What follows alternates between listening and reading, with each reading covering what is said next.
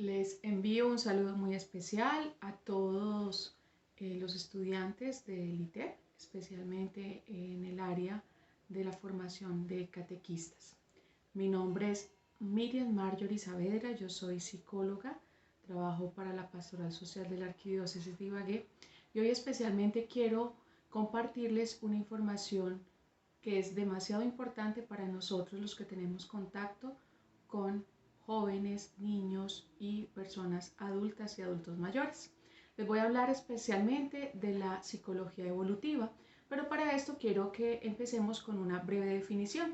La psicología evolutiva estudia el desarrollo del ser humano fijándose en el crecimiento evolutivo que sufren las personas durante su vida, desde la concepción hasta su fallecimiento. La psicología evolutiva, por tal motivo, analiza cómo el pensamiento, los sentimientos y el comportamiento que viven un proceso de transformación en cada una de las etapas de una persona. Es decir, esto hace referencia de que los sentimientos, las emociones son muy diferentes si las medimos en un niño de etapa neonatal a un niño de etapa de 2, 3 años, igual en un adulto mayor.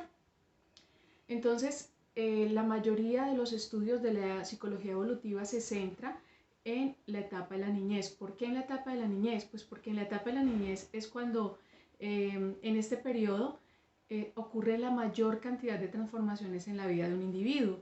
Si bien es cierto, dando un ejemplo, si un niño que está en etapa hacia los 6 meses de nacimiento después de sentarse empieza al gateo, y si de pronto en algún momento las personas se lo prohíben o quieren que él ya camine, esto va a tener unas consecuencias gravísimas en el desarrollo de la lectoescritura y la comprensión lectora. Entonces, casos como estos lo que se vive y se ve en el desarrollo de las personas. ¿Cuáles son los objetivos básicos de la psicología evolutiva? Pues los objetivos básicos de la psicología evolutiva tienen que ver con el describir, explicar y optimizar el desarrollo. ¿Pero qué es esto? Describir. Se debe tomar en cuenta los cambios normativos. ¿Cuáles son los cambios normativos? Pues todos los cambios colectivos o en grupo, es decir, algunos cambios que afectan a un grupo específico de la población, a un grupo específico de la sociedad. Y los cambios ideográficos, que serían los cambios individuales.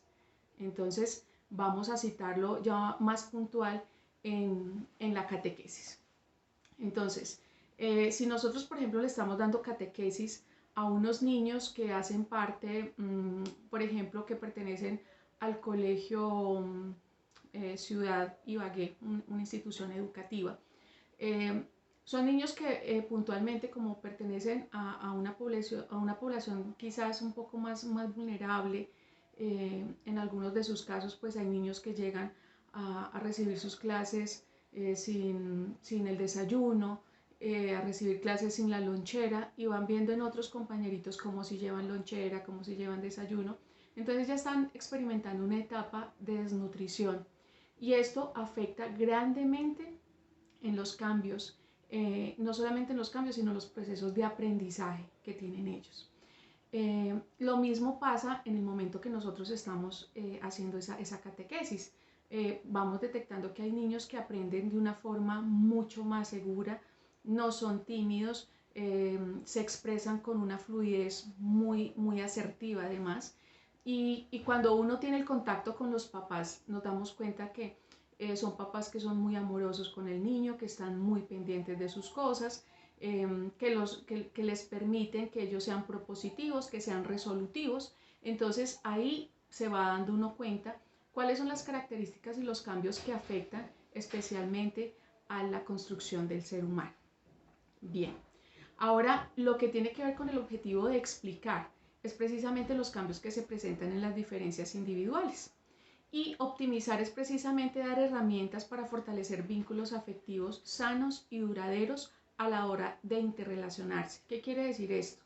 Cuando la psicología evolutiva trata de optimizar estas herramientas, precisamente tiene que ver con esos, por ejemplo, como con las pautas de crianza que se les puede dar a los papás para que tengan unos lazos afectivos, psicológicos, emocionales, duraderos y positivos en la construcción de la persona en un niño. Entonces, ahí es donde tiene que ver precisamente la psicología evolutiva con optimizar el desarrollo. ¿El desarrollo de quién? De la persona del hoy y la persona del mañana. Bien. Ahora también quiero tocarles especialmente lo que estamos viviendo actualmente en época del COVID-19. Curiosamente, los más afectados son los infantes, adolescentes y los adultos mayores. Esta es la población mucho más afectada que hemos podido identificar actualmente, precisamente por esta parte de la pandemia, el gran desajuste evolutivo que hemos visto. Las personas se asocian y buscan contacto social cuando están expuestas a una amenaza.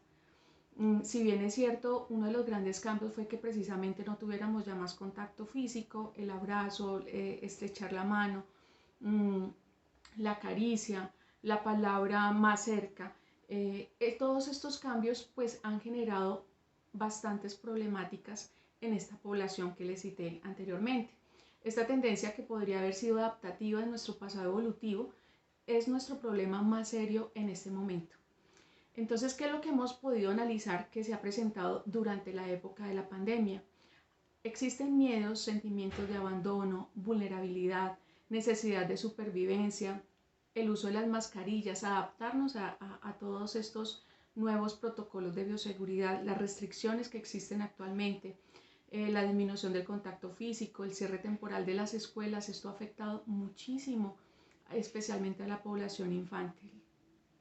Ha generado ansiedad, depresión, ataques de pánico, reacciones colectivas, agudización de trastornos mentales, entre otros. Y esto lo hemos visto a diario en las noticias cuando vemos casos específicos de adolescentes que se salen de las casas, que ya los papás no pueden tener control sobre ellos, precisamente porque empieza esa etapa de la rebeldía, de ir en contra de una norma, fuera de la conciencia de lo que puede afectar el grupo colectivo, la sociedad como tal, que es lo que nos está afectando esta pandemia actualmente. También pues está el miedo a una nueva pandemia, ¿sí? A una nueva epidemia que se pueda presentar, conductas agresivas, de protestas, rebeldía. La salud mental. En temas de salud mental especialmente se ha tocado duelos patológicos, depresión, estrés postraumático, y hemos visto también lamentablemente cuando en las familias fallecen las personas, sea por COVID o sea por cualquier otro diagnóstico, y de acuerdo a los protocolos de bioseguridad que actualmente se están presentando, los familiares no pueden ni siquiera darle un último adiós o celebrar todos los rituales que se tienen a la hora de la despedida de un ser querido que ha partido a la patria eterna. Entonces esto ha generado grandes problemáticas, ¿sí? Y se van a seguir generando. Debo decirles que estas problemáticas apenas están comenzando. Todavía no hemos superado el tema de la pandemia. Ahorita lo que hemos hecho es adaptarnos a los protocolos de bioseguridad, cuidándonos y hacer conscientes a nuestros seres queridos y familias, especialmente también en los ámbitos laborales, de cómo podemos y debemos cuidarnos por responsabilidad nuestra de tipo individual, pero también por nuestra responsabilidad colectiva.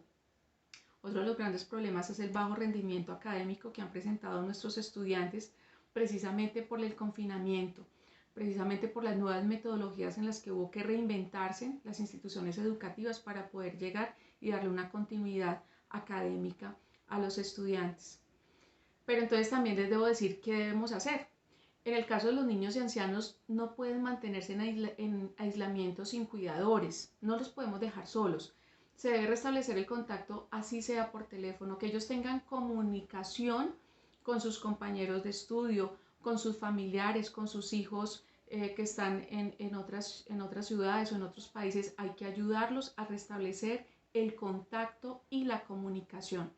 ¿Qué más debemos hacer? Hablar claramente de lo que está sucediendo y el propósito de estar confinados en el hogar de una manera apropiada. A los niños hay que hablarles claramente. No es que nos toca quedarnos encerrados porque sí nos toca quedarnos encerrados. No, es hablarles claramente de la problemática que hay. Son muy inteligentes y ellos son muy adaptativos y comprenden todo lo que está sucediendo. Permitir el acceso a medios de comunicación con supervisión.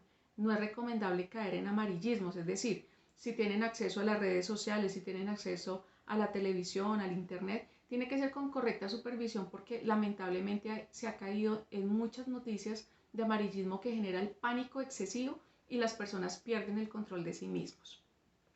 Importante, la creatividad y la oración constante.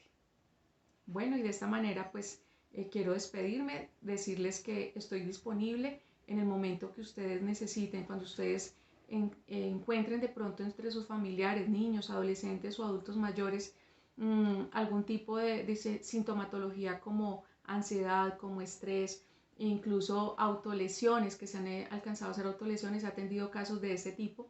Es importante inmediatamente activar la ruta y direccionarlos al personal de salud profesional de salud mental. Dios los bendiga y estamos en contacto.